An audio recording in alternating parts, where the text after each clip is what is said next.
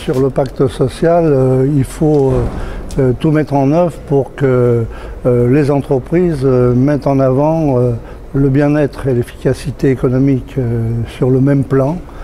C'est-à-dire que je crois que pour avoir des résultats économiques intéressants, il faut du bien-être, il faut que les gens soient bien dans leur tête. Donc on tombe immédiatement sur les questions humaines, sur la manière de manager.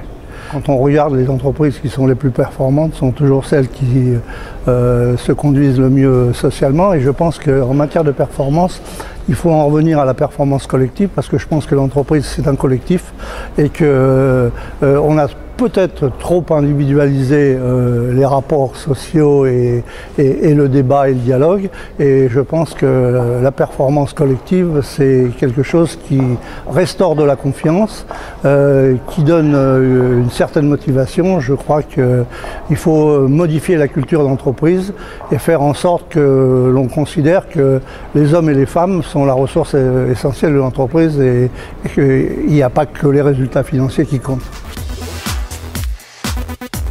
C'est de comprendre ce qui bouge, ce qui évolue, plutôt que d'aborder les questions par la souffrance, même si on sait qu'il y a de la souffrance. Je crois qu'il faut les aborder par le bien-être, pour l'efficacité économique, parce qu'à ce moment-là, on rassemble les deux, c'est-à-dire les dirigeants d'entreprise et les syndicats qui ont mutuellement intérêt à ce que les choses bougent dans ce sens-là. Ça me paraît beaucoup plus efficace, beaucoup plus consensuel et surtout beaucoup plus pragmatique.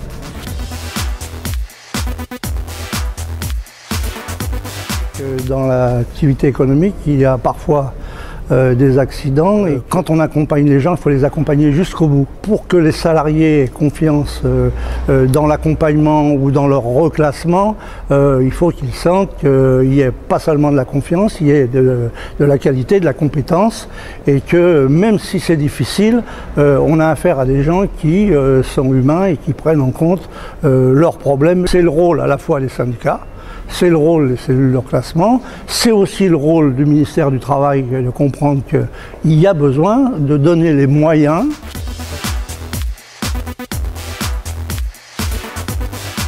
Moi, je crois que c'est même la question centrale.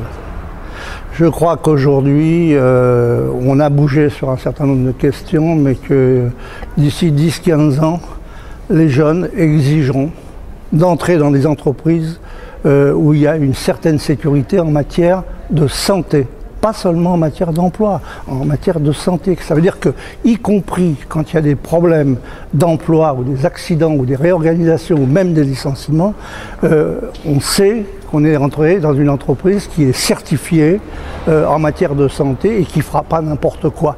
Les générations de demain, c'est vers ça qu'ils se dirigeront. C'est d'ailleurs déjà en réflexion. Moi, j'ai produit un rapport au Conseil économique et social sur la certification volontaire des entreprises en matière de santé.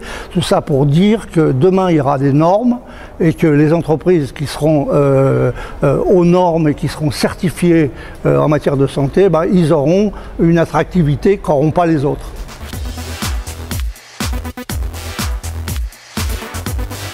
On ne managera pas demain comme on manageait hier. Il y a nécessité dans les écoles de formation de former les jeunes managers aux relations humaines, aux sciences sociales et pas seulement à la conduite des réunions. Je crois qu'on demandera demain aux managers davantage un esprit d'écoute, de conciliation et de compréhension des problèmes et probablement moins de compétences techniques, parce qu'il ne suffit pas d'être bon techniquement pour être un bon manager. Je pense que le bon manager, c'est celui qui sait écouter, qui sait prendre le temps d'écouter, qui sait concilier les choses, qui a un esprit d'ouverture. On demandera dans les entreprises de demain des gens de cette qualité-là et pas seulement des gens qui sont capables d'obtenir des résultats financiers en massacrant les gens à côté. Ça, c'est fini.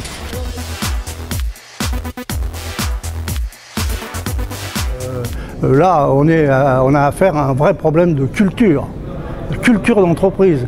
Et là, ça commence par le patron et le conseil d'administration. C'est pas seulement les DRH ou c'est pas seulement les managers de proximité, c'est un problème qui concerne la conception et la politique de l'entreprise. On est là sur un problème de culture. On balaye les escaliers en commençant par le haut. Donc ça veut dire que le patron et son conseil d'administration sont directement engagés dans une culture d'entreprise qui n'est pas la même que celle qu'on avait avant. Dans certains cas, il faut carrément changer son fusil d'épaule, c'est clair.